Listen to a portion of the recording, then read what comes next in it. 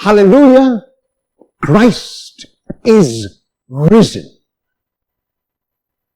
The reason why I use the name Christ and not Jesus is because Jesus often refers to the historical Jesus. The Jesus who lived in first century Palestine, the Jesus who taught in parables, the Jesus who worked miracles, the Jesus who chose disciples, the Jesus who was condemned, who was scourged, who was nailed to the cross, who died and was laid in the tomb. And 3 days later, as he promised on this Easter Sunday, the Christ is now risen. The word Christ refers to the anointed one of God. When Peter is asked, along with the other disciples, the identity of Jesus in Mark chapter 8, verses 27 to 30, he responds by telling Jesus that Jesus is the Christ. However, the answer which Peter gave at that time during the lifetime of Jesus was an incomplete answer. It had to be completed by Jesus going to the cross, by Jesus dying on the cross, by Jesus being laid in the tomb, and by Jesus being raised and becoming the Christ after his crucifixion, after his death, and now in his resurrection. The evangelists are trying to come to terms with this earth-shattering event. And I ask you to make a small meditation. And the meditation is this. Imagine that someone you know is blind and has been, unfortunately, blind from birth. And that person has heard about the color green. And the person asks you, I have heard about this color green. Could you please explain to me what the color green means?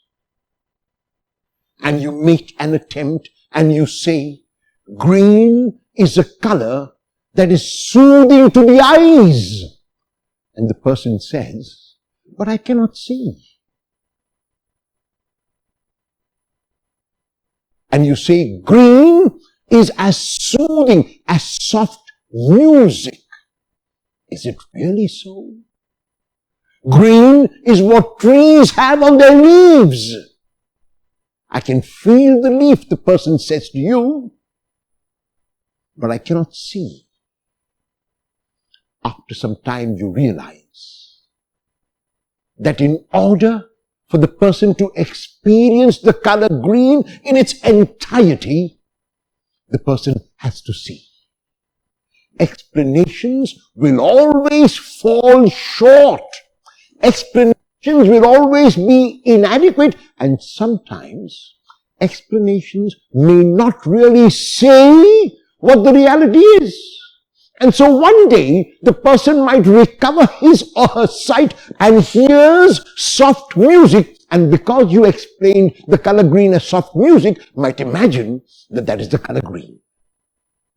So words are good to communicate a message, but words fall short, and we must keep this in mind, and the evangelists are very aware of this. So when they write their resurrection stories, they use two kinds of stories to communicate the message of the resurrection.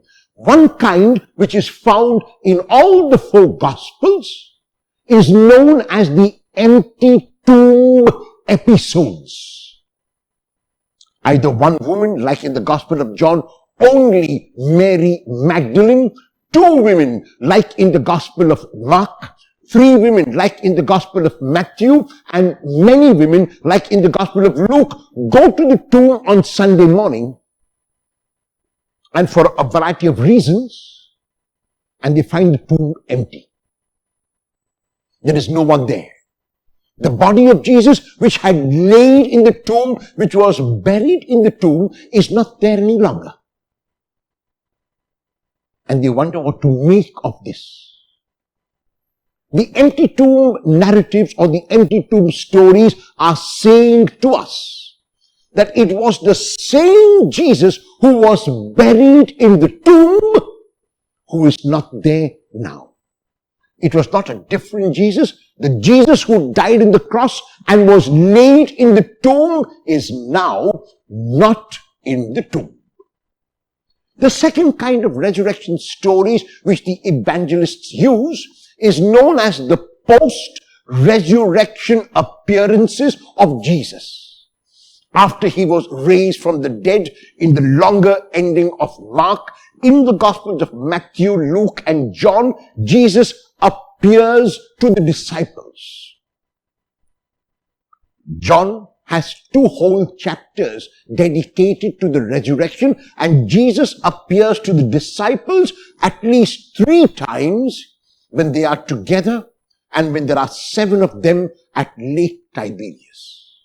The post-resurrection appearances are saying to us that yes, it was Jesus who died, but now Jesus is the risen Christ. So there is a difference. There is no sameness. It is not the same historical Jesus who ate and drank and lived in first century Palestine. Now it is the risen Christ. And though this risen Christ can be recognized because the risen Christ has a body and can eat a piece of broiled fish, the risen Christ is also different because the risen Christ can appear and disappear at will.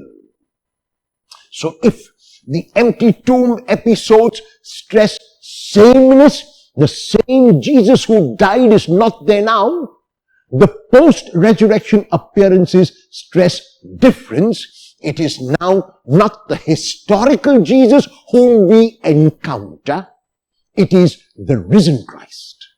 However, both these episodes, when read together, when experienced together, stress the one and only important theme of the resurrection, and it is hope. Hope is never hopeless. When Jesus was crucified on the cross, in all the synoptic gospels, none of the disciples remained. It was only a group of women who were also his disciples, standing far off, who remained in spirit with the Lord. It is only his mother who remained with him in the Gospel of John, along with a beloved disciple. But the 10, the 11 did not remain and all ran away. They had given up hope. They had heard Jesus say that he would rise again.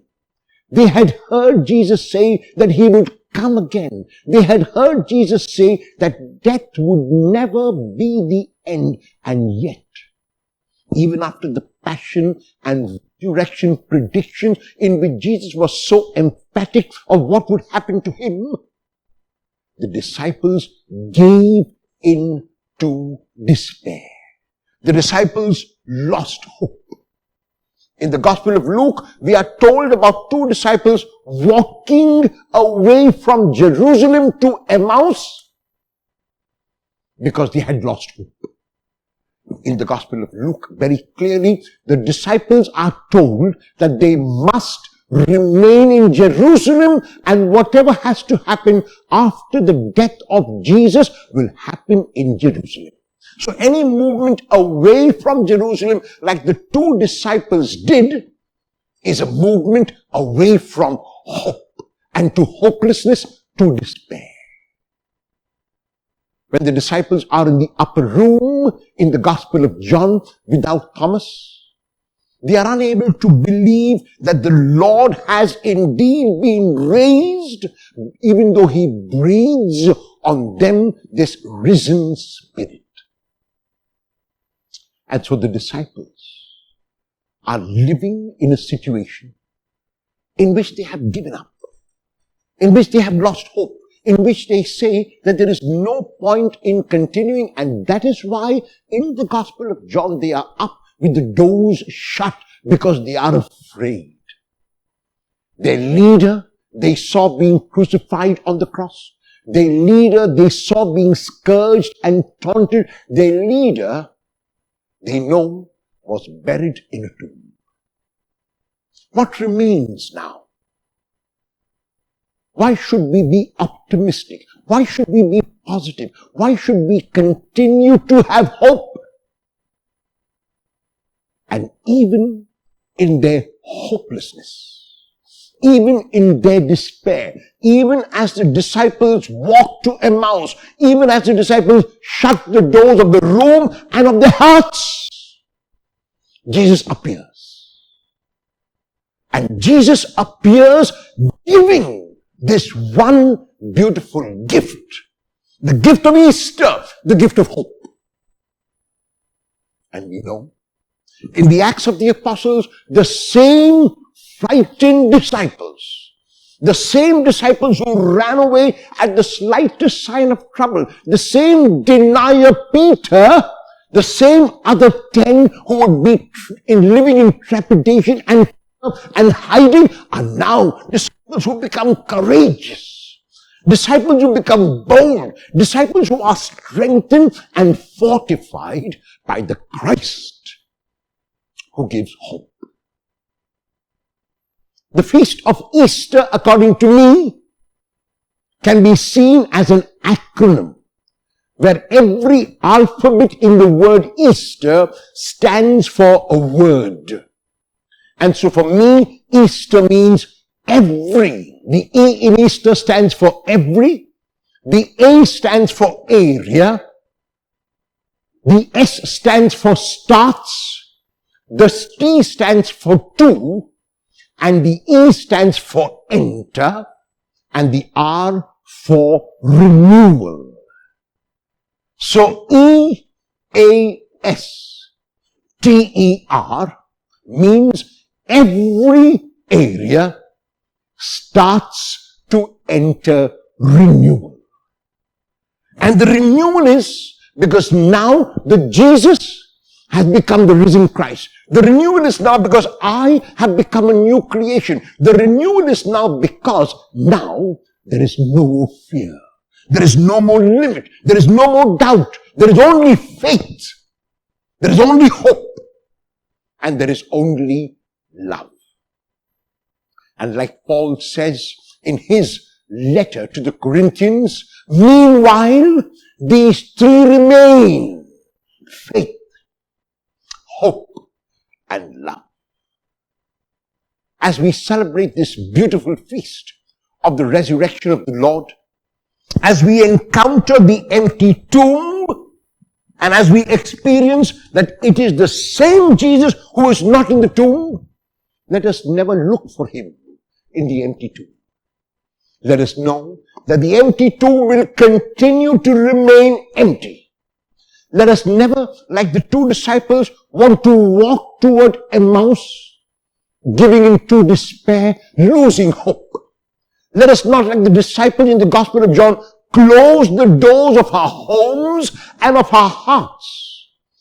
Let us instead be courageous, like the women in the Gospel of John, like the women in the Synoptic Gospels who dared to continue to stand by the foot of the cross or away from the cross and watch from a distance and continue to have the hope of the resurrection.